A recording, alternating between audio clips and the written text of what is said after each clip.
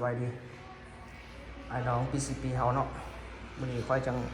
มีเวลาน้อยหนึ่งคือเฮ็ดเสร็จให้ลูกค้าเขาก็เอามาถ่ายคลิปลง YouTube เนาะให้ลูกค้าไม่ได้เบิ่งเครื่องเนาะนี่ก็จะมี3บอก5 6บอกเนาะมันจะมีมีรุ่นเนาะ Factor Tautico กับTop A เด้อตัวนี้ก็เป็นตัว Factor ประกอบเป็นเล็ก46แฝนเนาะเรานี้เป็นเราปริกอนเก็บเสียงคือเก็บเสียง F5 เด้อกล้องไวทันเตอร์ชิดมือจางนะลูกค้าเขาสั่งแบบนี้ค่อยก็ประกอบตามที่ลูกค้าสั่งเนาะถ่ายมันจำเป็นตัวนี้เบาดีน้ำหลายเท่เลย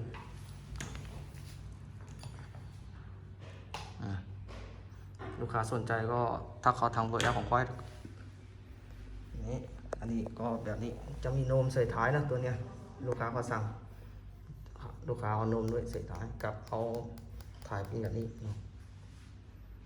ทุกอย่างทางหารขายไปมีรับประกันหมดเด้ออันนี้ก็ทุบเองก็ใส่แบบนี้ อันนี้ต็อกทิโก้แต่ว่าลูกค้าเขาสั่งเอาท้ายแบบนี้เอาท้ายหน่อยต็อกทิโก้ใส่ท้ายของแฟกเตอร์กับทุบเองท้ายนี้ก็มีตัวมัดสายเนาะล้อเป็นล้อโพลีกอนเนาะเก็บเสียงเป็นเก็บเสียงเก็บเต็กถังเป็นถังคาร์บอนมันเป็นวาล์ว8 แวนเนาะตัวต็อกติโก้เนี่ยถังคาร์บอนถังนี้เป็น 5.5 เนาะคือหารเท่านี้ประกอบตามใจลูกค้าเนาะใครอยากประกอบยังไงก็เช็คเข้ามาเอาได้เด้อจะเอาเรา50ก็มี40ก็มี45เส้นก็มีเนาะจะเอาเราเอาเรา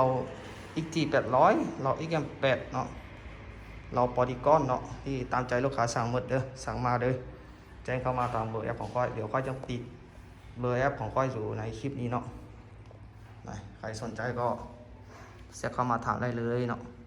ราคานี่มันจะขึ้นตามที่เราอัพเครื่องเนาะสปริงของแท้โอลิงเนาะจางนอกในกับอัปเดตทุกอย่างขายไปก็มีรับประกันหมดเลยไอ้น้องบ่ได้ย่านเลยผู้ใดสนใจก็เช็คเข้ามาหาเด้อเขาก็จบคลิปตรงนี้เลย